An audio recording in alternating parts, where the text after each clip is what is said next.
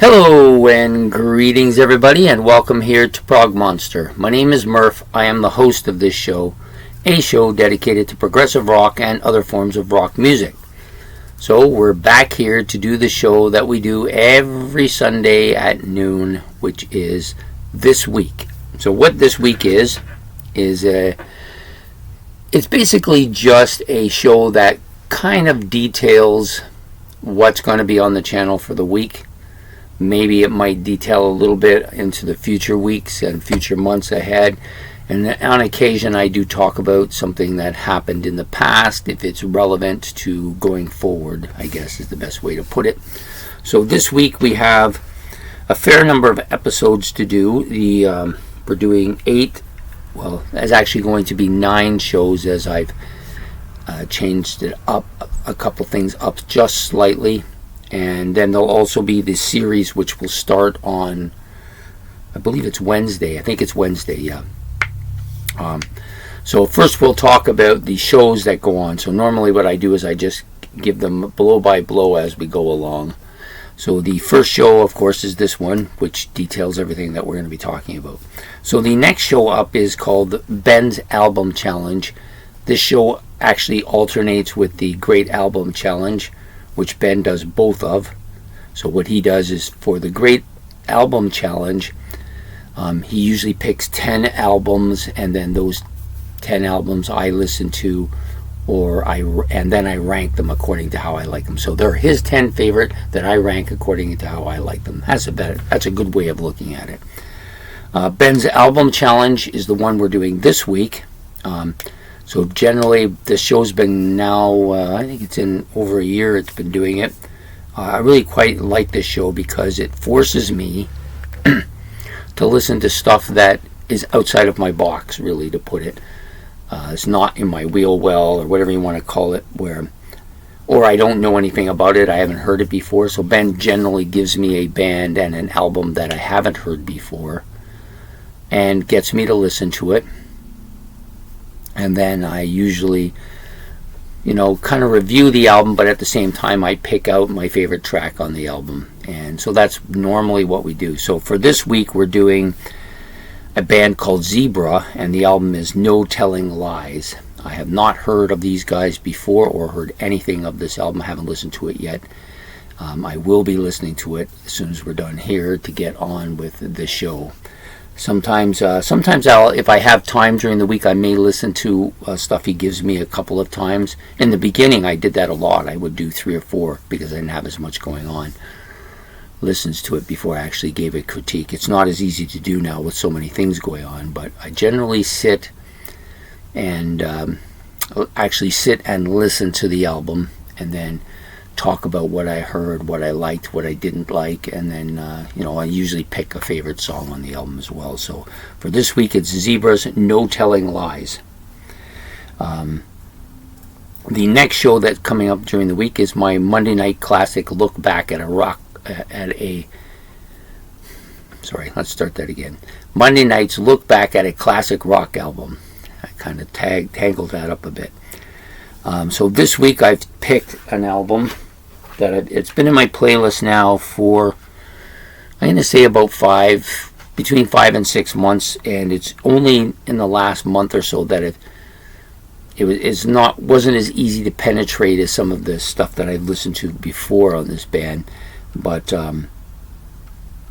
it's now just starting to really make some move for me, and that's Nectar's Journey to the Center of the Eye.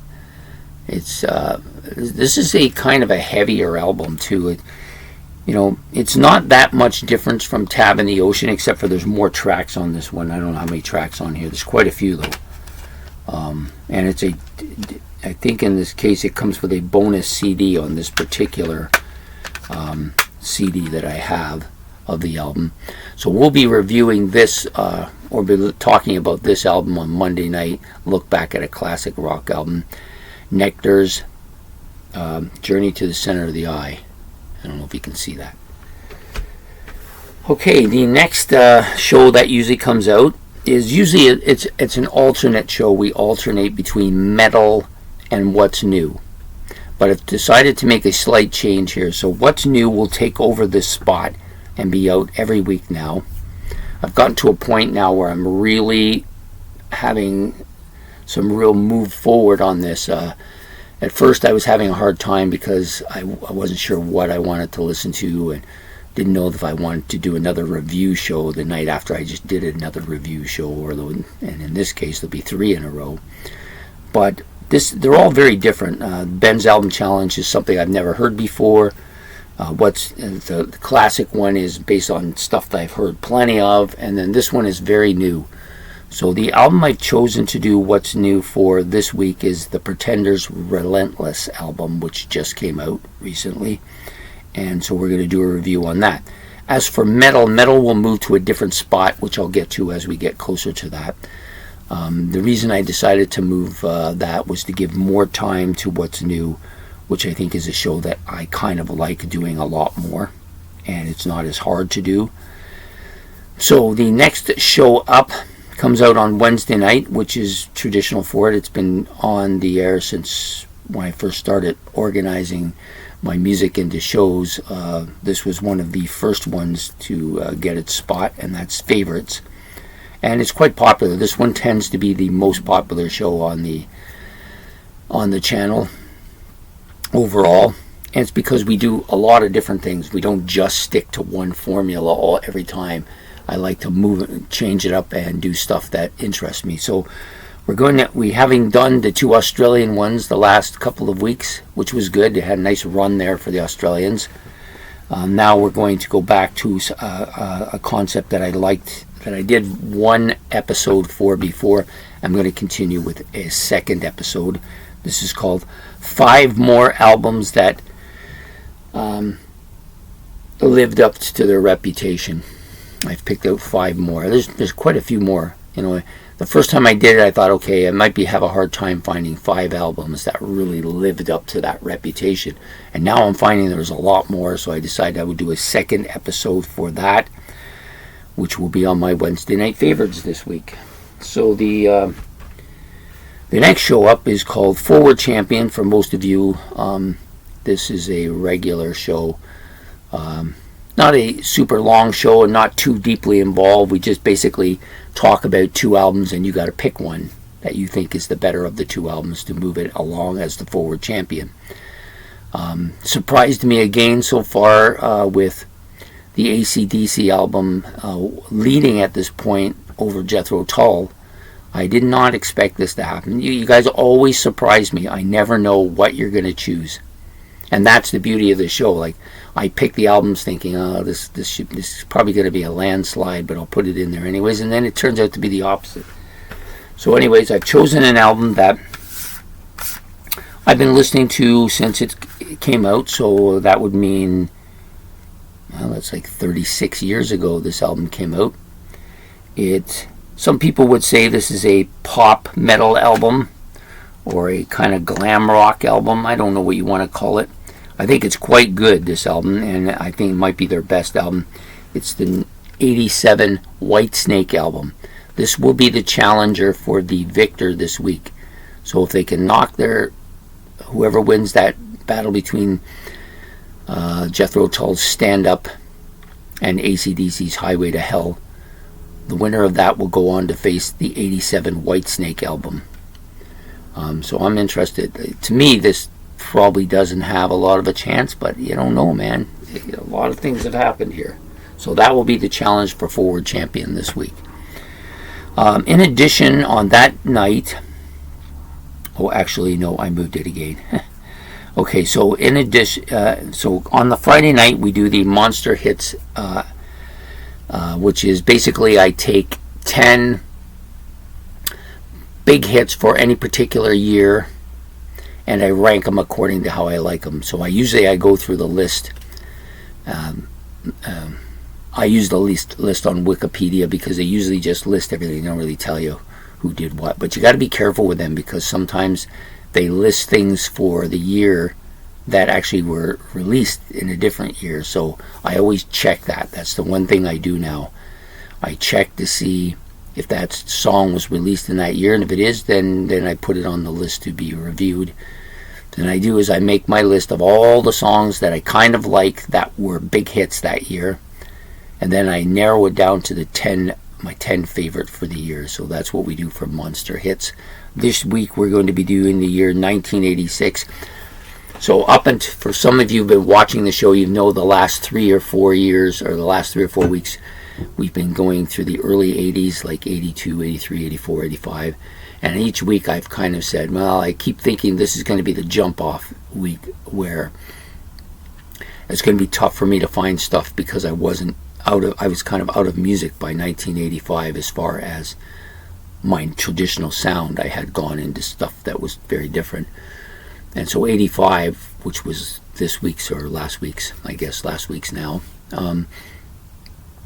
it was really tough. I went through with a list and I was scraping to get 10 songs off of there that I liked.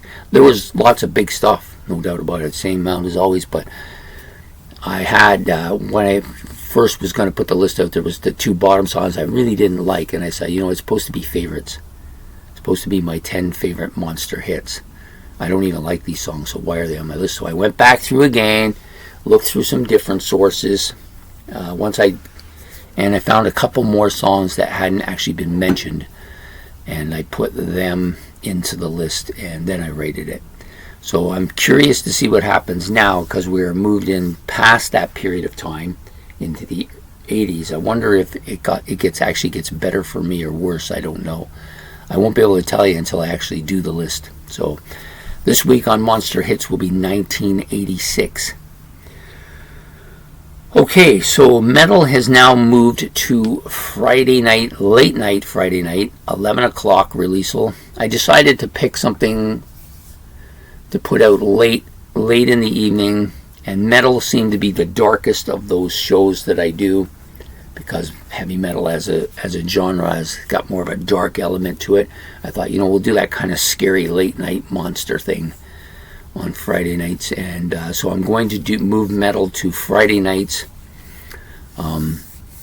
late Friday nights, and I'm not sure if it's going to be bi-weekly yet or weekly. I haven't decided. It really depends on time, like how much time I have, and I won't really know how much time I'm going to have until I work through this list for the week. So, but anyways, it will be on this Friday night, and we're going to do the heavy metal band Diamond Head, which was a band that Ben gave me way back at the beginning of Ben's album challenge, or it might have been like in the first third of their album challenges. And he gave me this band Diamond Head, which I told myself, okay, this band I got to explore more of, so this is my opportunity to explore them. So Diamond Head will be the band we do for metal this week. Okay, so the last show, and it's actually not the last show, it's going to come out on Tuesday, but for the list purposes I have it at the bottom, and that's the end of the month album hauls. What's new? What did I get that was new this month? So we'll be doing that episode on Tuesday. Because Tuesday is usually my what's new or metal show, in this case what's new, I can't release it in the evening. So normally what I do with that is I release it midday around 12. So I will probably do it the night before and release it midday on the Tuesday. And so the album hauls for this week, I currently have 12 new albums to talk about this week. So I think it'll be an interesting show. I got quite a few things that I wanted. The place that I get my records, which is Encore, which is in Kitchener-Waterloo, they have a ton of stuff there. And actually, of all the places I've discovered in Southern Ontario, that's my favorite place for music. So I tend to go back to them quite a bit. They've had a couple of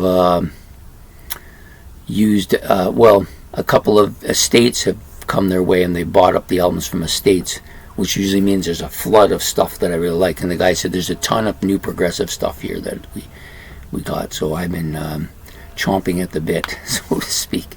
But also I've talked to him about getting some box sets from him too, and he'll get them for me cheaper than I would if I ordered them online. So I'm probably going to go that route as well. So that's a place I go to a lot. I may actually do a tour of the place one day too, if I can get my phone to work the way I want it to, and if it's okay with the guys in there. So I may do that next time I go or the time after, just so you can see the place I'd like to get a lot of my stuff from. I think that's a good one-off episode to do, but we'll see what happens. Okay, so what else is coming up? Okay, so we're going to get on to, I know I keep putting the Roy Orbison thing off. Probably going to have to put it off a little bit longer. I really like to do the Rock Legends, but that's really time consuming, and for the amount of time I put into it, I could do 3 or 4 different shows, which I think works better for me. Maybe at some point I will get back to it. I'm pretty sure I will. Got a couple of other small things too. But anyways, we'll be doing that. The live stream that I did last week was my first. I'm going to attempt another one. Won't be this weekend, obviously, because it's already passed. And it won't be next weekend. I have a anniversary I have to go to. So I'm targeting doing the week after that, like the 3rd week of the month, doing another live stream. So these are going to kind of be kind of hit and miss. Maybe I'll find a particular day that works best. Like Saturdays work best because I don't usually schedule anything for that day as far as series and shows go, because I like to have one open day so that I can do a lot of my prepping and stuff, and so I usually do it on the Saturday. So anyways, that live stream, we will come back. I actually had a idea of what I wanted to do for a topic on the next one, and I didn't write it down, and it's left my alleged mind in the dust, so I will have to look for it. Okay, so on to the series. So we're doing a series for the month of November. Actually, we'll be doing one for the month of December too, but I'll get to that after. So the month of September, it's going to be a pretty straightforward, simple one. It's one I've wanted to do, and I chose the year I chose because for various reasons. But so we're going to be doing my favorite albums from the year 1979. The reason I chose 1979 because 1979 and 1980 for me were the 2 years that I really started to branch out into music. Up until mid 1978, I was pretty much just Kiss. Wouldn't listen to anything else. Didn't want to hear anything else. People bring it up. I don't want to hear that. That's not Kiss. All I wanted to do was listen to Kiss. So by mid 1978. I relented one time and let my friend bring his Styx Pieces of 8 album over, and not Piece of 8. I think it was the Grand Illusion. He had a yellow copy of it or a gold copy of the album, vinyl album, and we played that, and I thought, this is really good. I was amazed. I thought there was nothing out there that was good but Kiss. Yeah, narrow-minded, you might say, to the extreme. Anyways, I liked that album a lot, and that started me branching out. Not at first, but soon after I began to listen to some Queen as well at around that same time period.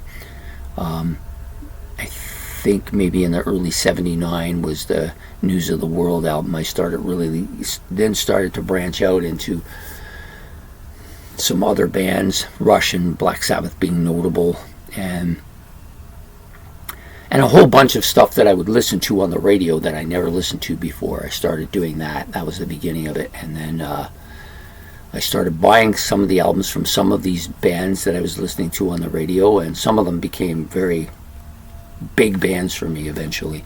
So that to me was why I liked 1979. Had a lot of albums came out that year that really kind of cemented themselves with me, because I don't know about you guys, but when you're new to something, no matter what it is, generally the initial thing that got you into it tends to have a sentimental value with you, and that's as the case it was with many of these albums from the year 1979. And to be honest, in reverse, that works too. Sometimes the negativity that you feel towards a certain band holds you back for years from that band. In the case of Pink Floyd was the example I was going to use. So anyways, so that's the year we're going to be doing. I have like 75 albums on this list that I've taken I've taken 75 albums from the list of albums that came that year, and I'm going to break it down and we'll do a top 30. I think the top 15 to 20 are going to be almost shoe-ins because they're albums I've owned, there's albums I've killed listening to. They're 1,000+ albums, I call them.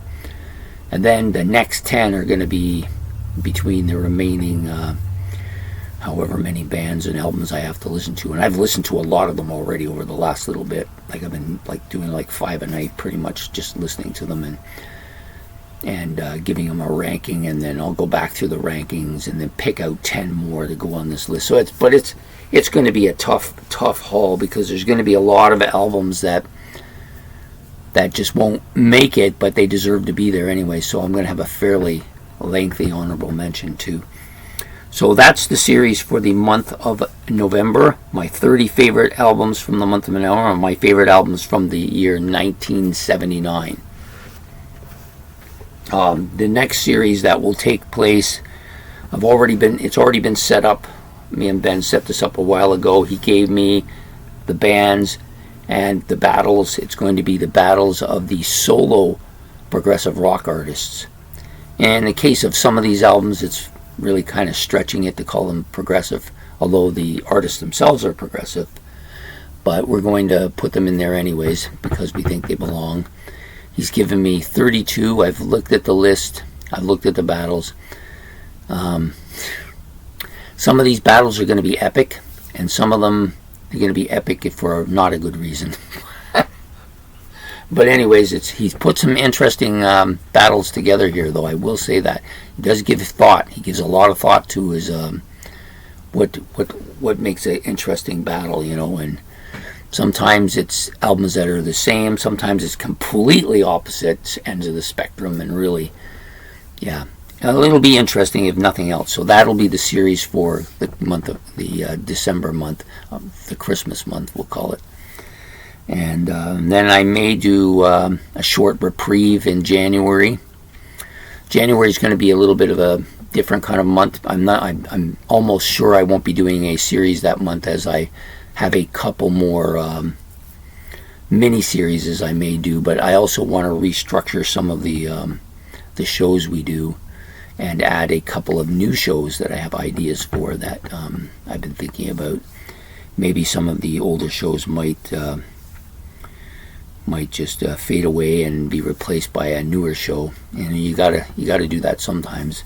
Some of the classic favorites, like I don't see my look back at a classic rock album or my favorites changing anytime new in the near future. I like those two shows. Most people like those shows. I like doing them. They like watching them. I'm not the type that's going to change that anytime soon. But some of the other shows there might be a rearranging there too. Okay, so having said all that, I hope you will come and join us and hit the bell if you don't want to miss any of these shows. It should be fun this week for me and for you as well. So please have yourself a good day. Don't forget to hit the like and subscribe. If you got any suggestions or anything you want to comment about, you put that in the comment section below. And we'll be back. We'll be back tonight with Ben's Album Challenge. So have yourself a good evening. Take care. Goodbye.